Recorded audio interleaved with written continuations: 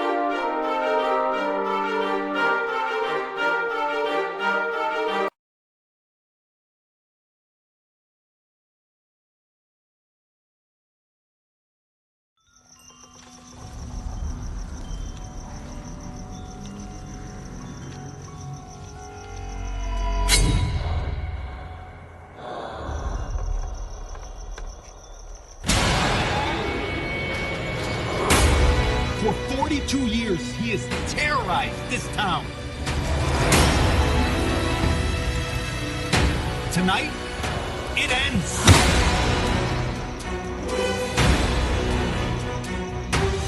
We need to stop this mother.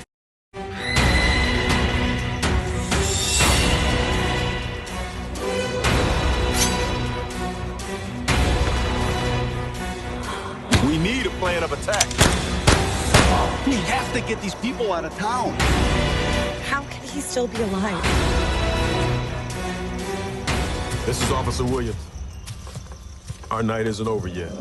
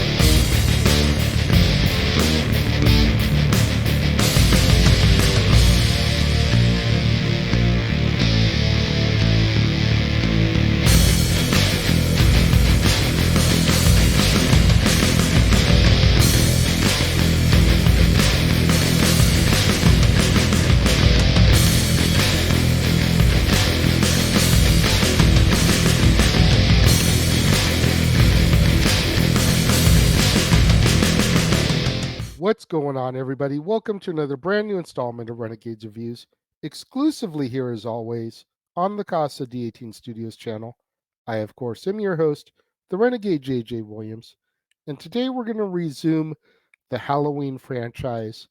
Michael Myers is back in Halloween 4, The Return of Michael Myers, starring Donald Pleasance, Ellie Cornell, Danielle Harris, Bo Starr, Kathleen Kinmont, Sasha Jensen, Tom Morga, and George P. Wilbur. What's going on, everybody? Thank you for joining me here once again for another brand new installment of Renegades Reviews. And as I said in the introduction, we're back to the story of Michael Myers today in Halloween 4, The Return of Michael Myers. And our movie opens on October 30th, 1988, as Michael Myers, who has been in a comatose state for 10 years since the explosion at Haddonfield Memorial Hospital, is being transferred to Smith's Grove Sanitarium via an ambulance from his current residence at the Ridgemont Federal Sanitarium. Upon hearing that he has a niece, Michael awakens and kills the ambulance personnel, which causes the ambulance to lose control and crash into a river. Michael escapes and makes his way to Haddonfield. When Michael's former psychiatrist, Dr. Sam Loomis, learns of Michael's escape, he gives chase, and he follows Michael all the way to a gas station and eatery, where Michael has killed a mechanic for his clothes, along with a female clerk.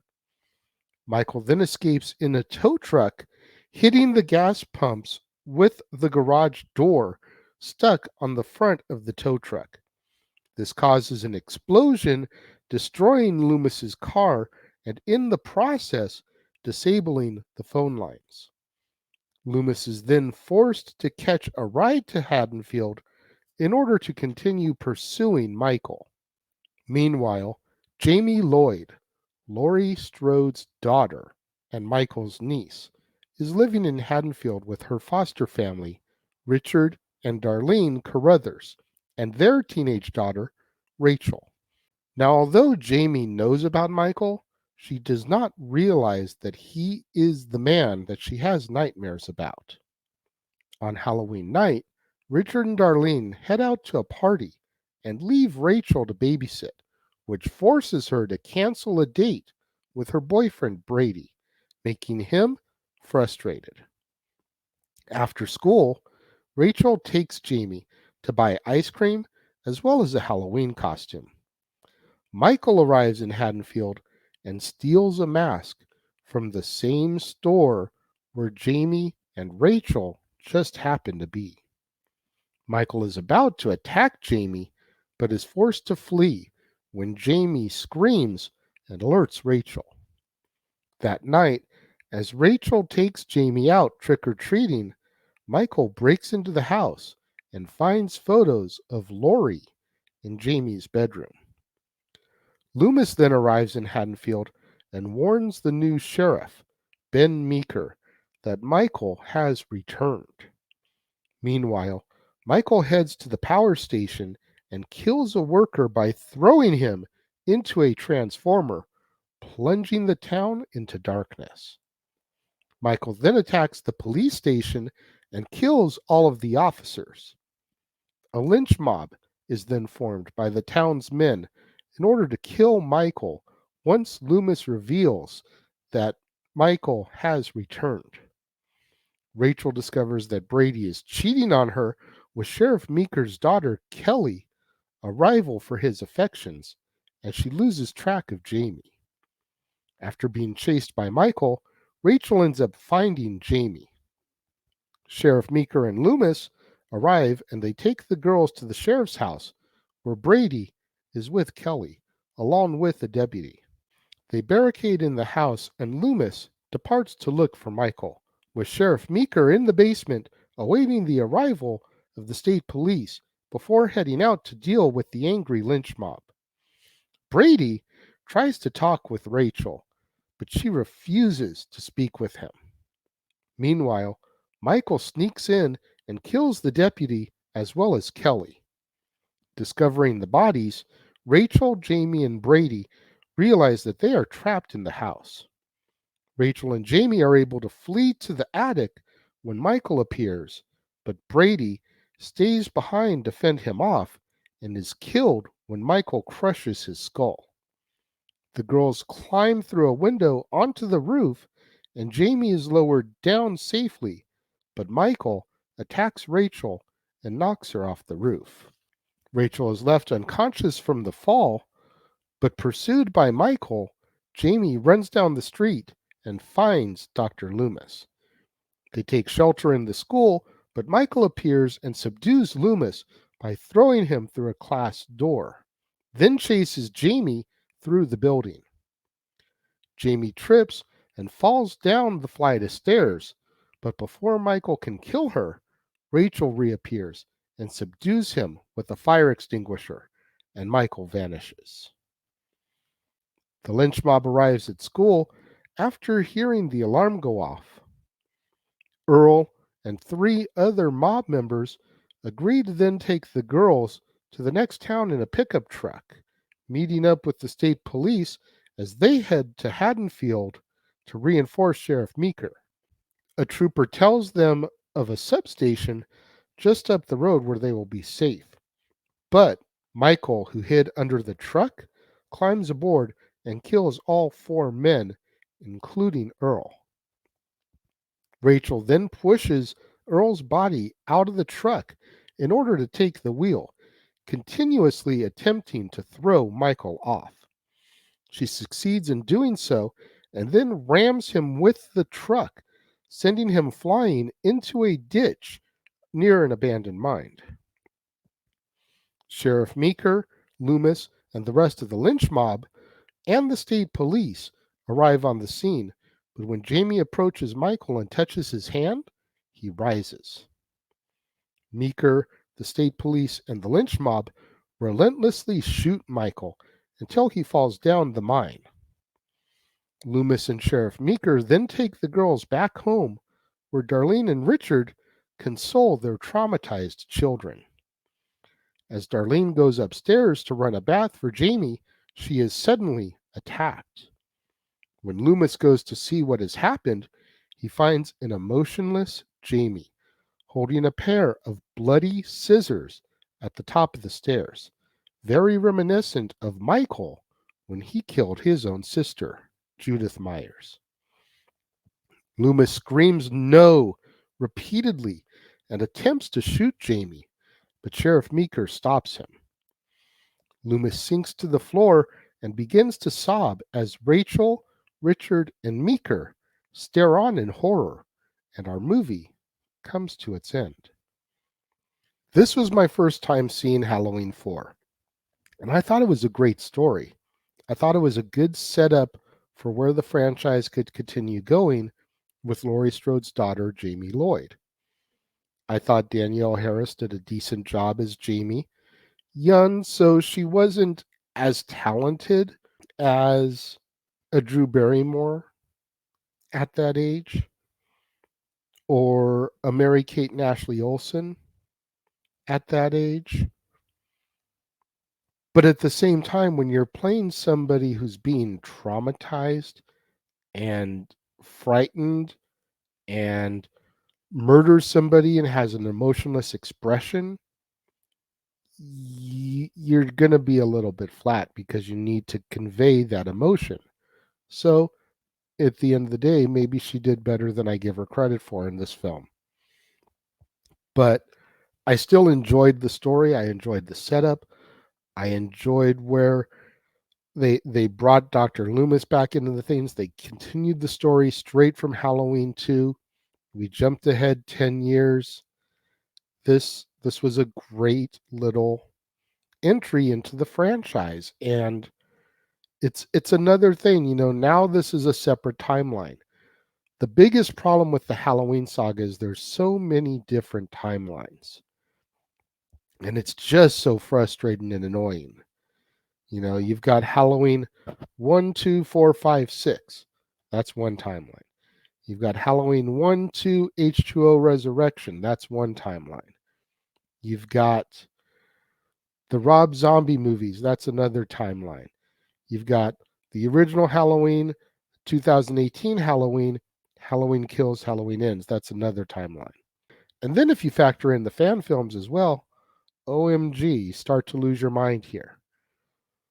But I thought Halloween 4 was a good continuation of the Halloween 2 story. I enjoyed it. When it comes to my rating of Halloween 4, I'm going to give it 3.5 out of 5 stars. I thought it was really good. Like I said, I thought it followed the storyline that was set up in part 2 perfectly. It leads us right into where we're going to go with part 5, which we'll talk about tomorrow. But I also feel like it doesn't get the credit it deserves, and it's a shame.